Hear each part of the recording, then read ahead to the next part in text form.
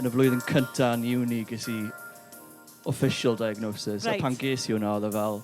Relief? Ie, achos oedd popeth oedd ddim yn ei sens i fi yn y mywyd cyn hwnna yn neud sens nawr. Bod fi'n ffit o mewn yn ysgol, o'n i'n cael fy mwlio achos o'n i'n gymaint o easy target, o'n i'n gallu siarad, o'n i'n gallu neud ffrindiau'n dda iawn. Fel rhywun autistic, fi wedi gorfod actio fel rhywun normal. Sydd wedi bod yn bach yn galed, ond oedd e jyst i wneud gyda siarad am profiad i o wneud ni.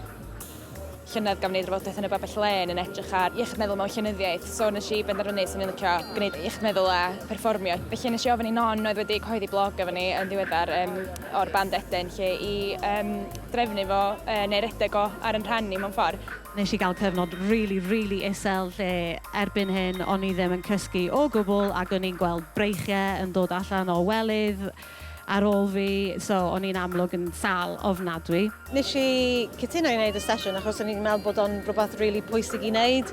Sdim digon o bobl yn fodlon i fod yn agored na i siarad, just normaleiddio, siarad am iechyd meddwl a bod o ddim yn weird, a bod o ddim yn rhywbeth dylen ni deimlo'n eog amdano fo. So o'n i wrth fy modd pan nes i gael y gwahoddiad i wneud o, o'n i just yn excited i wneud.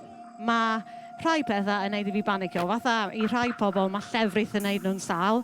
Wel, i fi mae pethau byr rybydd neu arostoddi adre yn neud fi sal. Yr unig profiad o siarad am beth fi'n gyhoeddus yw falle wneud cwpl o tweets amdano fe, ond sa wedi wneud rhywbeth mor bersonol y hyn.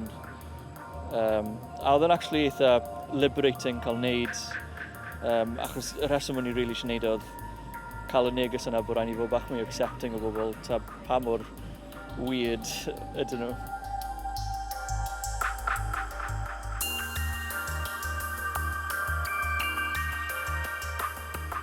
I fod yn onest, oedd siarad yn byti fy mhrofiad personol yn gyhoeddus yn really daunting, ond sa'n i bitter brecwast ddoe. Achos o'n i jyst mor nervous a o'n i jyst eisiau cael yr neges yna mas yn gywir. Ond ar ôl wneud e, fi'n really hapus, fi'n teimlo fel bod fi wedi cael y neges yna mas yn iawn. A fi'n gobeithio allai agor llygad pobl i fod mwy agored